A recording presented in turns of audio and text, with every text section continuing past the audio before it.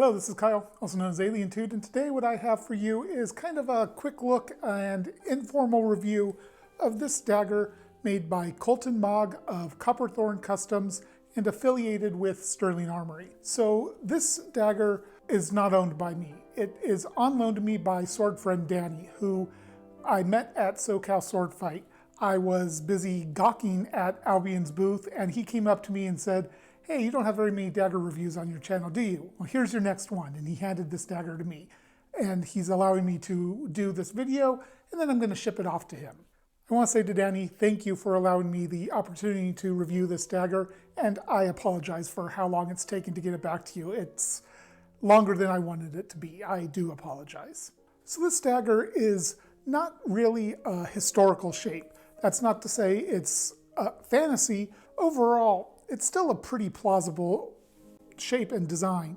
And it's important to note, as you see me grabbing it and moving it around, this is a blunt dagger. Now the tip is very pointy, so it's still very much effective thrusting dagger, but it is not sharp at all.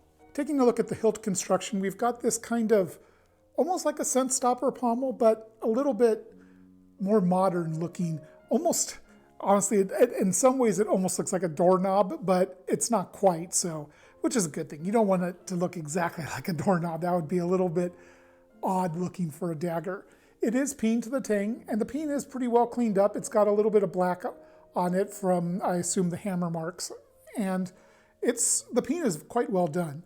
The grip is wrapped in leather and bound in cord. It's got a couple risers here, and the seam is stitched pretty prominently, and it's noticeable by touch, but it's not rough at all. There's absolutely no hot spots anywhere on that seam. There's also this little brass spacer in between the grip and the guard, and while it kind of sticks out in a few places, when I'm moving this around, I don't feel it at all, so it's not a hot spot either.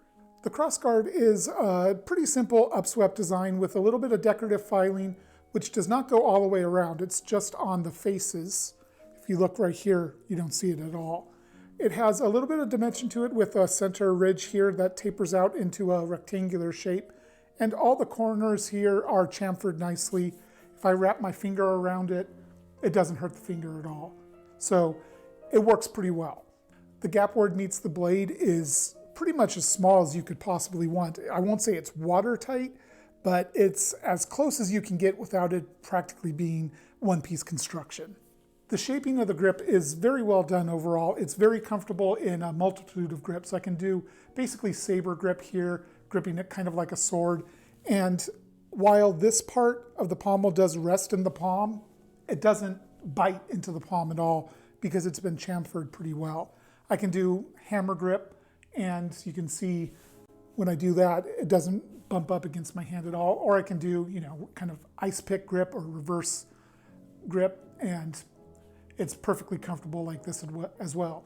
When I do this kind of grip, the pommel actually gives you a good place to push with your offhand if you really need to get penetration.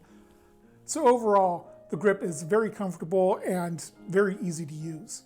Moving on to the blade, it's got this very thick ricasso section, like I mentioned, and it's got a blackened look. I believe this is kind of a forge finish. I don't know for sure that Colton uses forging for his daggers.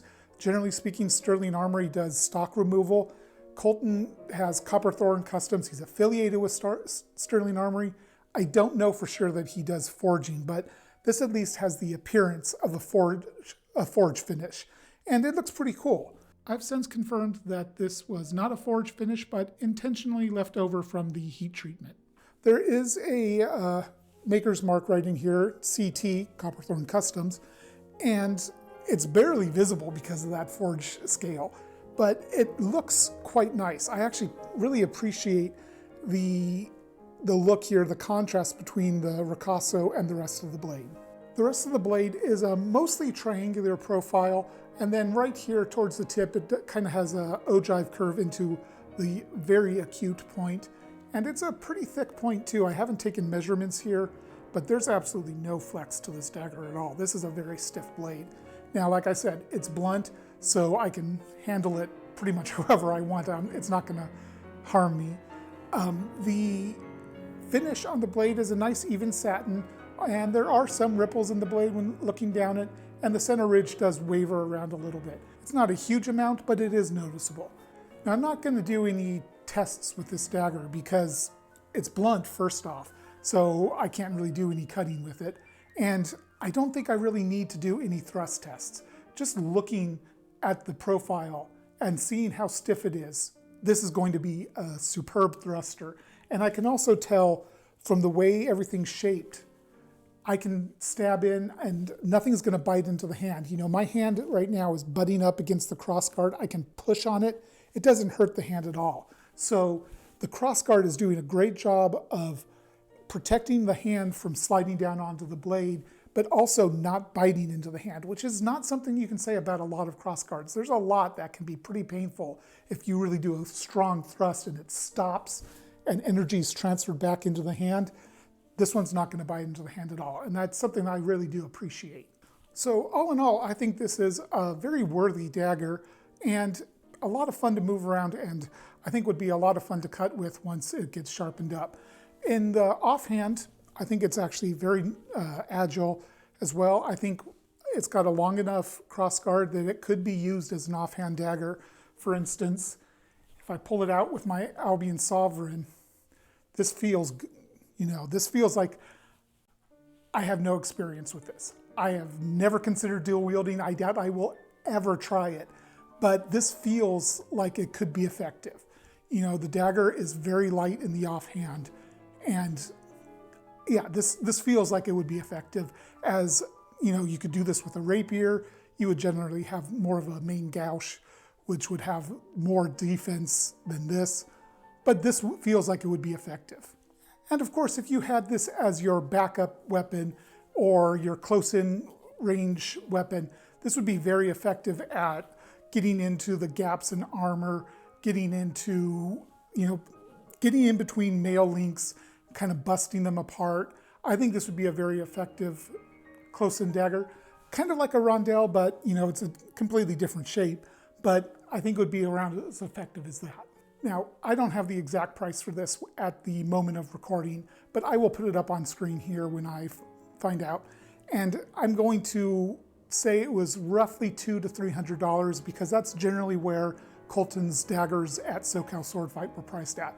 So I'm going to be assuming it's around $250. That seems about where his daggers are priced at. And I think for that price, this is worth it. Now, I would prefer this to be a sharp blade. If I were to buy something from Colton, I would definitely ask him to make it sharp. I know he's perfectly capable of selling sharps. I don't know if that's his default or not, but it's certainly something I would ask for. But overall, I think this dagger is definitely worth his general price range. And he also does make swords, and I absolutely want to get a sword from him at some point.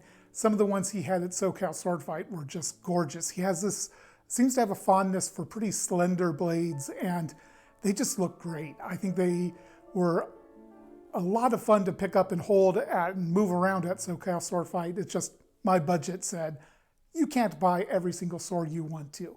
And I would have loved to buy one of them, but I couldn't. So once again, I want to thank you, sword friend Danny, for allowing me to hold on to this dagger for a couple of months while I got this video put together. Thank you, and for everybody else, until next time, Alien 2 out.